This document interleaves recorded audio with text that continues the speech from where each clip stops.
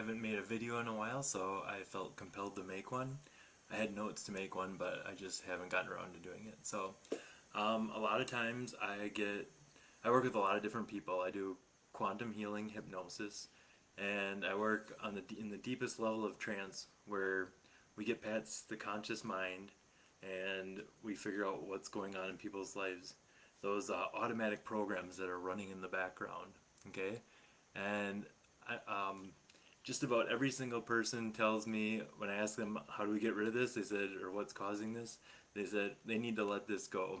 Okay, let it go, let it go. It sounds like Frozen.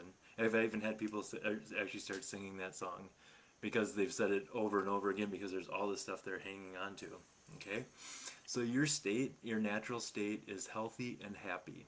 Okay, look at a child. They're not bogged down by these things, but as life goes on, life happens, and if you choose to hang on to certain things, uh, they start affecting you. You may not even be aware that you're hanging on to these things. I've had people that had stuff happen way back when they were like 4 or 5 years old, and that created their belief, and they were hanging on to these old ideas that didn't really serve them anymore. So once we get back to that state, we can let that go. A lot of the times we are aware of what we're hanging on to. Do you know what they did to me? Do you know what this person did to me? No, but what they're doing is still affecting you, and it's only hurting you. So if you can let that stuff go, it makes life a lot easier, and you can do that on a conscious level. A lot of this stuff we are aware of. Okay? So the first thing I'd like to talk about is letting go of control. Letting go of how we get to a certain point and trying to control like how we get to the outcome. Okay, rather than just focusing on what you want and how to get there. Okay, so if you think that something has to be done a certain way and it has to go a certain way, you actually cut yourself off and you limit yourself by thinking it has to be done a certain way, and you actually hold yourself back from something better.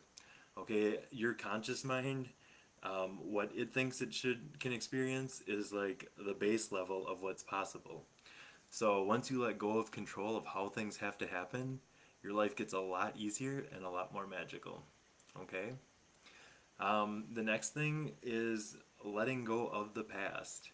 I know. I'm guilty of all these. That's why I can talk about them because I've been in those spots.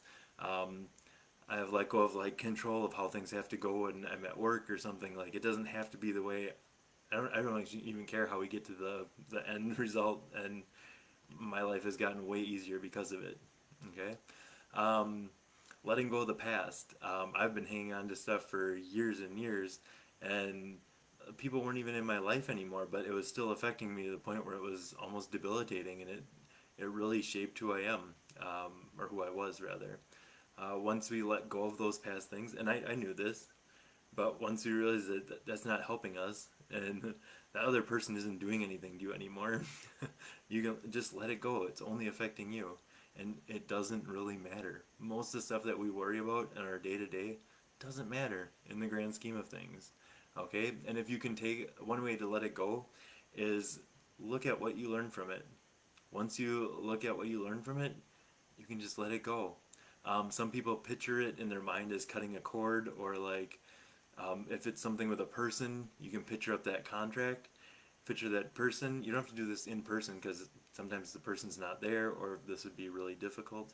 But you can picture yourself with a paper contract and saying, picture that other person and say, hey, we tried, we really tried, but hey, it didn't work out, okay? No hard feelings.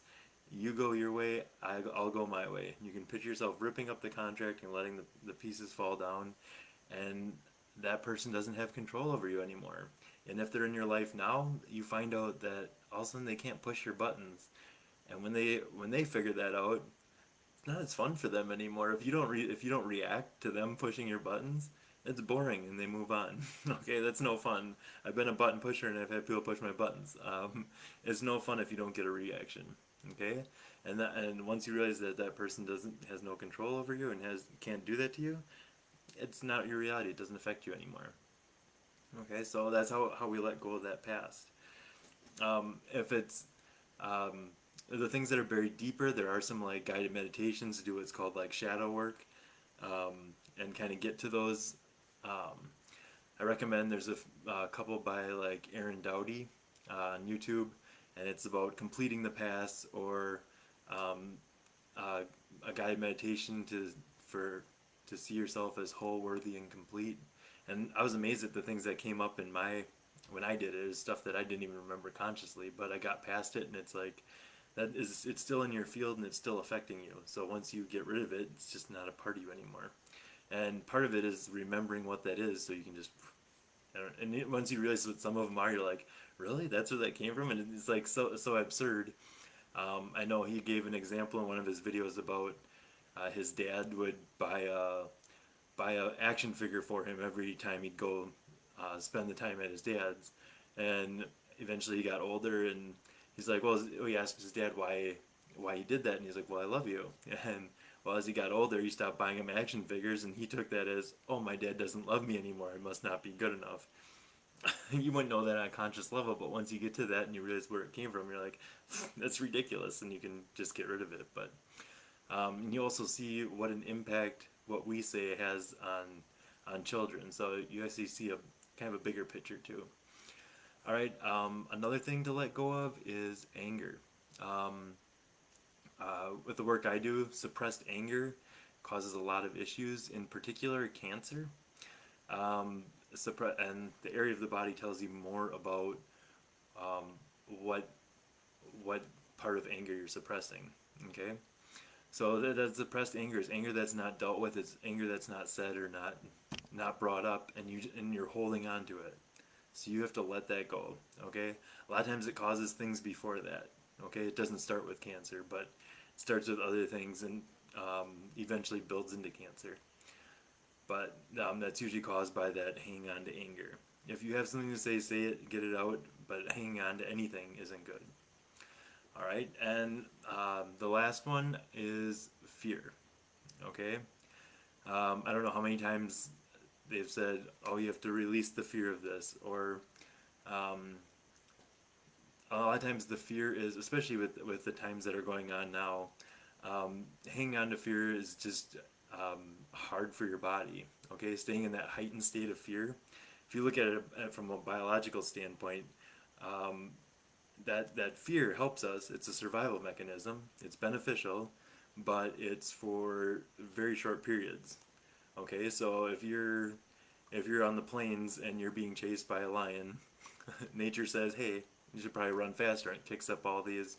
It upregulates a lot of neurotransmitters and stuff to help you get away faster. It's a survival mechanism. But humans aren't made to stay, nothing's made to stay in that state. It's very taxing on the body, and living in that fear is detrimental to your immune system and just your overall well-being. Okay, so you can acknowledge stuff, but you don't have to buy into the fear of things. Okay, so some of the other fears that people have are fear of the unknown. And I guess we're back to Frozen again, Frozen 2 now, into the unknown. But that fear of the unknown is a fear everyone has. You know, it's like doing something different. But you can't experience anything new working from the same, going to the same place, taking the same road to work, you know, like doing everything the same, you're going to get the same experience. Okay? Unless you change something, do it, and it can even be something little. Do something a little different every day. Okay? And get used to the unknown. You be okay with the unknown. It doesn't have to be like autopilot. So 95% of our lives are run by the autopilot mind. It's called the default mode network in neurology. So you're just put it on autopilot, and you go through the same motions, talk to the same people, have the same interactions. You're not going to get a different experience. Okay? So letting go of that fear of the unknown lets you step into something new. Okay, and it can be scary because you don't know what's going to happen, but you're not going to get anything better, or anything new, or anything different if you don't do anything different. You know, it's that simple.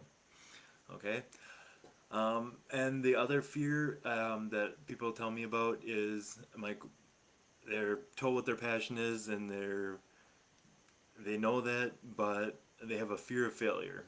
Okay, so the thing that holds them back is a fear of failure. They haven't even tried yet, but the fear of failing is so strong and prevalent that they're not even willing to step into that and risk it, try something. Because at some point in their life, something happened where they failed and they carried that on and they carried that through their life. And yeah, it's become their belief, like, oh, I'm going to fail. And they're imagining the worst case scenario. But the truth of it is, the worst case scenario rarely, if ever, happens. So your brain doesn't know the difference between something actually happening and you thinking about it. Okay? So um, your what you imagine is what your brain actually thinks is happening. So you can actually use this to your advantage. You can picture something happening that you want to happen, and the rest of you goes into alignment with creating that. So you actually do create your reality, and when you focus on something, your brain says, "Oh, this is what's happening," and the rest of you follows. Okay. Um, I got a question. Are there any unknown fears? As in, can I be fearful of something but don't know why that I fear it? Yes, you can. Okay, so this happens a lot. This is a great question, by the way.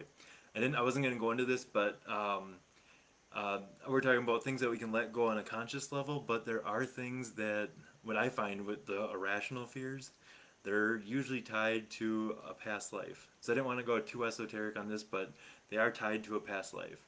Okay, what I find in pretty much most of the cases so far, they're tied to a past life. So if you drowned in a past life, you have a fear of water. So if they seem irrational now, there's always a rational cause.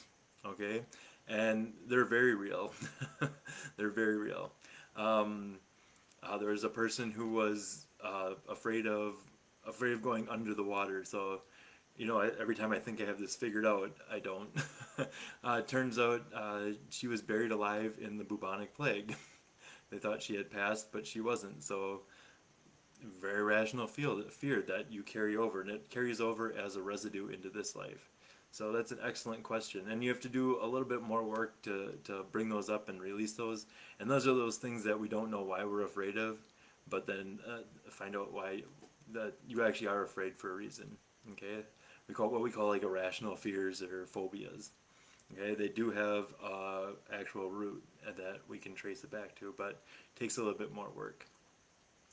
All right, good to be back on here, and I hope you're all doing well. If you have any questions, put them down in the comments below, and I always do my best to answer everyone. All right, we'll see you next one on the next one. All right, bye.